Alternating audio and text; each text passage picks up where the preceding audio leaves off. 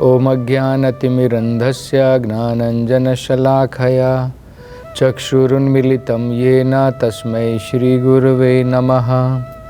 नमो ओम विष्णुपादाय कृष्णप्रेष्ठाय भूतले श्रीमते भक्तिवेदांत स्वामिन् इति नामिने।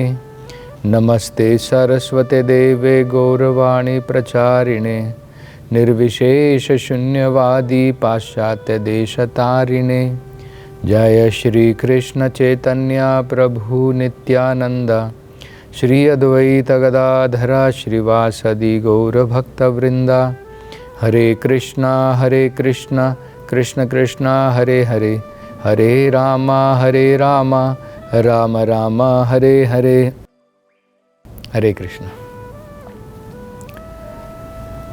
तो भगवान कपिल वो 2 श्लोकों में मनुष्य को भगवान की भक्ति करते समय प्रैक्टिकली जीवन में उसकी दिनचर्या क्या होनी चाहिए, उसका व्यवहार किस प्रकार का होना चाहिए, इन 2 श्लोकों में उन्होंने बड़ा महत्वपूर्ण जो है अंग बताया है भगवान की भक्ति कैसे करनी चाहिए। पहले श्लोक में वो 7 पॉइंट बताते हैं और अगले श्लोक में 8, टोटल कुल मिलाकर के 15 अंग बताते हैं। तो एक बार हम थोड़ा सा उसे दोहरा लेंगे, उसमें से कुछ हमने जो है कवर की थी पिछली कथा में। तो पहले श्लोक में उन्होंने बताया था कि भगवान की जब हम भक्ति करते हैं तो हमारा दृष्टिकोण संसार में कैसा होना चाहिए। तो सबसे पहले कहते हैं सर्वभूत समत्वेना, सभी जीवों को समान देखना है। हमारा दृष्टिकोण कैसा होना चाहिए कि सभी अलग अलग शरीर में हैं लेकिन सब आत्मा है। तो इक्वल विजन, सबकी तरफ समान दृष्टिकोण, ये पहला बताया था। बाद में उन्होंने ये भी बताया था कि ऐसा नहीं कि मानव जो जाति के लोग हैं वो मेरे मित्र हैं और जानवर जो हैं वो मेरे वैरी हैं, मेरे दुश्मन हैं। सभी जीव निर्वैरिणा मतलब किसी के साथ में भी दुश्मनी, किसी भी जीव के साथ में दुश्मनी नहीं है। ये दूसरा पॉइंट उन्होंने बताया था। तीसरा उन्होंने बताया था कि सबको बराबर ज़रूर देखना है और किसी से भी वैर नहीं रखना है, किसी से भी दुश्मनी नहीं रखनी है। लेकिन इसका मतलब ये नहीं कि हम उनका सबका संग करें। औपचारिक रूप से समाज में हमें रहना जरूर है, लेकिन वो कहते हैं अप्रसंगतः, मतलब किसी के साथ में भी भगवान के भक्तों को छोड़ करके किसी के साथ में भी बड़े निकटतम के साथ संग करना, अपनी चेतना उनको प्रदान करना, उनके विचारों में खो जाना, ये भगवान का भक्त जो है नहीं करता है। ये तीसरा बताया था। चौथा उन्होंने बताया था ब्रह्मचर्य का पालन करना है। जब ब्रह्मचारी आश्रम में हैं तब तो पूर्ण रूप से ब्रह्मचर्य का पालन करना है। हमें मन के द्वारा भी जो है स्त्री के बारे में या स्त्री को पुरुष के बारे में नहीं सोचना चाहिए। और जब हमारा विवाह हो जाता है तब केवल शरीर का संबंध मात्र संतान की प्राप्ति के लिए होना चाहिए। तो वो भगवान ने भगवद गीता में बताया, धर्म अविरुद्धो कामोस्मि, जो काम धर्म के विरुद्ध नहीं है वो भगवान है। तो प्रजा सृजन के लिए, संतान उत्पत्ति के लिए जो ज़रूरत है वो हमें करना पड़ता है, अन्यथा हमें ब्रह्मचर्य का पालन करना चाहिए।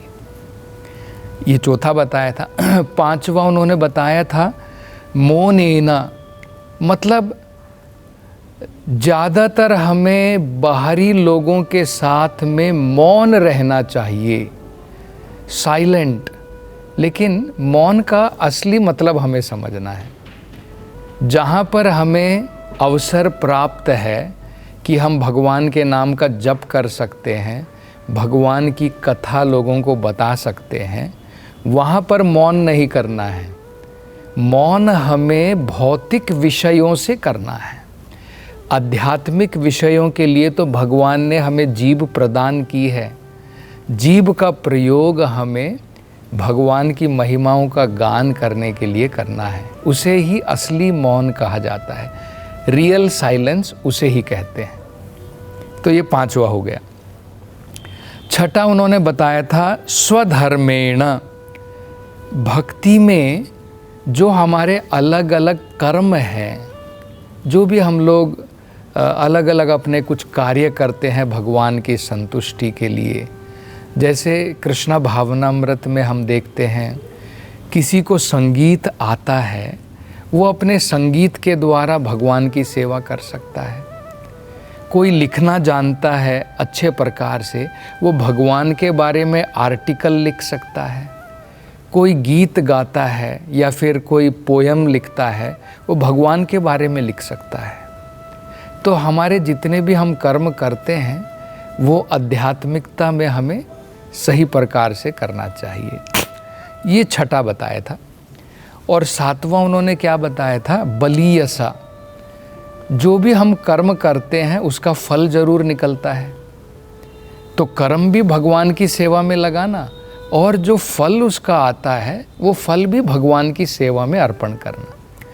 जैसे अर्जुन, उन्होंने अपना कर्म भी भगवान की सेवा में लगाया। उनका कर्म क्या था? क्षत्रिय का कर्म था। अपने क्षत्रिय के कर्म के द्वारा उन्होंने धर्म की रक्षा की भगवान के कहने पर। कर्म भगवान की सेवा में लगाया। और फल कैसे भगवान की सेवा में लगाया? जब उनकी जीत हुई तो उनको राज्य प्राप्त हुआ, वो उसका फल था। और वो राज्य उन्होंने भगवान के प्रतिनिधि होकर के चलाया, ये उसका फल था। तो कर्म भी भगवान की सेवा में, और कर्म का जो फल आया वो भी भगवान की सेवा में लगाना है। तो ये उन्होंने पहले 7 पॉइंट जो है पहले श्लोक में बताए थे। अब अगले में वो 8 बताते हैं। टोटल कुल मिलाकर के 15 बड़े महत्वपूर्ण जो है वो पॉइंट बताते हैं। देखिए अब अगले 8 वो क्या बताते हैं। यदृच्छया उपलब्धेन संतुष्टः। जो भगवान की कृपा से, ये 8वां हो गया, जो भगवान की कृपा से हमें बिना अत्यधिक प्रयास के अगर हमें जो आमदनी प्राप्त हो जाती है, क्योंकि हमें कुछ ना कुछ तो करना है शरीर और आत्मा को साथ में रखने के लिए, भक्त को भी कुछ ना कुछ काम तो करना पड़ता है। ऐसा नहीं है कि हम लोग खाली बैठ जाएंगे और खाना अपने आप मुख के अंदर में आ जाएगा, ऐसा तो नहीं है। लेकिन भगवान कपिल क्या बता रहे हैं, ये हमें सीखना है। हमें घोर परिश्रम केवल रोटी खाने के लिए नहीं करना है कि भाई हमें आमदनी कमानी है, पैसा कमाना है, उसके लिए मुझे घोर परिश्रम करना है और बैंक में बैलेंस बढ़ता जा रहा है, रोटी तो हम 2 ही खाएंगे। अगर हमें परिश्रम करना ही है, पैसा कमाना है, तो वो पैसा जो अत्यधिक हम बैंक में छोड़ते हैं वो भगवान की सेवा में लगाए तो कुछ काम तो आएगा। तो अपने जीवन के लिए, अपने आत्मा और शरीर को एक साथ रखने के लिए हमारी जो ज़रूरतें हैं उतना हमें प्रयास करना चाहिए। घोर परिश्रम और हमारा समय और शक्ति दोनों बर्बाद हमें जो है नहीं करनी चाहिए। ये उन्होंने 8वां बताया था। 9th पॉइंट उन्होंने क्या बताया था? मित भुक। मतलब जो भक्त योगी होता है, जो भक्ति में योगी है, वो व्यक्ति अगर वो योगी है तो रोगी नहीं होगा। रोग कब आता है? जब हम ज़रूरत से ज़्यादा खाएंगे। जब हम ज़रूरत से ज़्यादा खाएंगे तो पचेगा नहीं, शरीर के अंदर में अनेकों बीमारियां भी आएंगी। ज़रूरत से ज़्यादा खाने के लिए बहुत शक्ति की ज़रूरत पड़ेगी पाचन के लिए, आपको नींद भी ज़्यादा आएगी। अब देखिए जब आप बहुत अत्यधिक पेट भर लेते हैं, भोजन ज़्यादा खा लेते हैं ज़रूरत से ज़्यादा, आपको ज़्यादा नींद आएगी। तो मतलब मित भूख का मतलब है जितनी ज़रूरत है। जैसे उदाहरण के तौर पर बताया जाता है, मान लो आपको 2 पाउंड की भूख है, योगी को क्या करना चाहिए, 1 पाउंड जितना भोजन, आधा भोजन भूख के बराबर खाना चाहिए। जितनी भूख है उसमें से आधा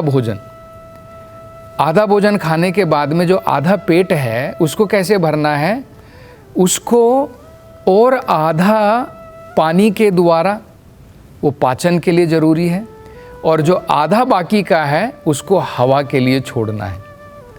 इस प्रकार से अगर हम अपना जीवन व्यतीत करेंगे तो हमें कोई बीमारियां नहीं पकड़ेंगी, हम स्वस्थ रह पाएंगे। तो मित भूख ये जो है उन्होंने बताया था, ये 9th हो गया था। 10वां उन्होंने क्या बताया, मुनि ही। मुनि ही का मतलब होता है बड़ा ही विचार करने वाला, मुनि की भांति उसका सोच विचार बड़ा तीक्ष्ण होता है।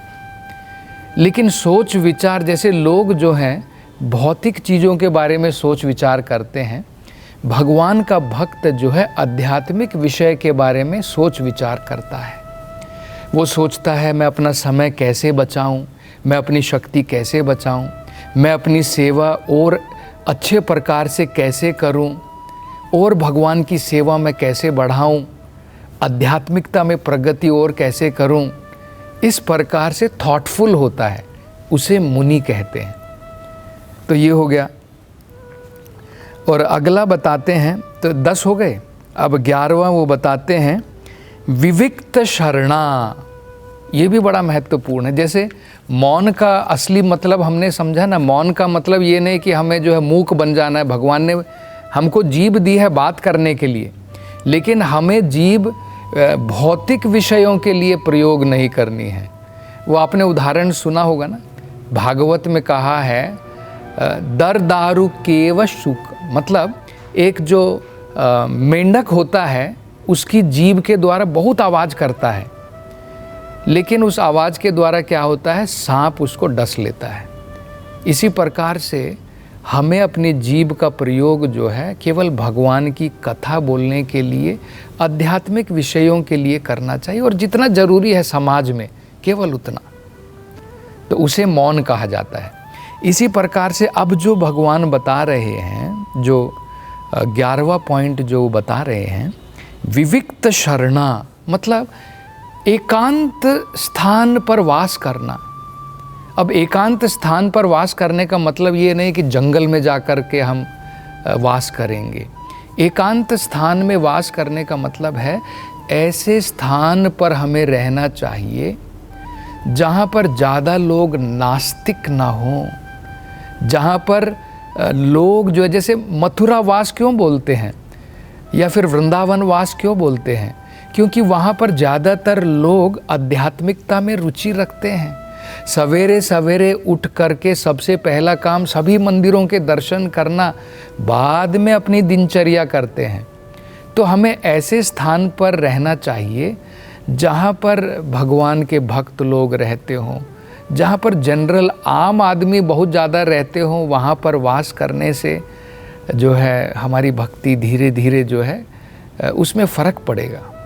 तो ये भी बड़ा इम्पोर्टेंट है। सिक्लूडेड प्लेस मतलब एकांत स्थान पर वास करना चाहिए, या फिर ऐसी जगह पर वास करना चाहिए जहाँ पर भगवान के भक्त लोग वास करते हैं। तो ये भी उन्होंने जो है 11वां पॉइंट बताया था। अब देखिए 12वां वो बताते हैं, ये भी बड़ा महत्वपूर्ण है, शांतः। भगवान का भक्त जो है अपने मन को शांत अवस्था में रखता है। आपने देखा होगा पानी अगर शांत है तो आप उसके अंदर में सब कुछ देख सकते हैं। पानी अगर गंदा है या पानी के अंदर में हलचल है, हिल रहा है, शांत नहीं है, तब आप उसके अंदर नहीं देख पाएंगे। हमारा मन अगर शांत नहीं है तो भगवान के दर्शन हम नहीं कर पाएंगे। पानी के अंदर आप दर्शन नहीं कर पाएंगे, पानी के अंदर आपको चीज़ें दिखाई नहीं देंगी अगर वो हिल रहा है, उसमें हलचल है। मन अगर आपका शांत नहीं है तो भगवान के दर्शन हम नहीं कर पाएंगे। तो मन उत्तेजित नहीं होना चाहिए, शांत रहना चाहिए, ये भगवान कपिल जो है बता रहे हैं। और 13वां वो बताते हैं मैत्रा, मतलब सभी जीवों के साथ मित्रता है, लेकिन घनिष्ठ मित्रता भक्तों के साथ में, बाकी के लोगों के साथ में औपचारिक, बाकी के लोगों के सामने सोशल जैसा हमको चाहिए स्टेटस, उसके अनुसार हमें जो है किसी के साथ मिलना है, किसी के शादी में जाना है, जो हमारे कार्य हैं वो तो हमें करने हैं, लेकिन केवल बाहरी रूप से हमें उनके साथ में रहना है। गूढ़ साथ में मतलब जिसे कहते हैं ना कि इंटीमेट कनेक्शन भक्तों के साथ में रहना चाहिए, तो ये बताते हैं। और 14वां वो बताते हैं करुणा, मैत्र के साथ में, मित्रता के साथ में। तो मित्रता किनके साथ में होनी चाहिए? जो भक्त लोग हैं, बाकी लोगों के साथ औपचारिक, केवल सोशली हमें रहना है।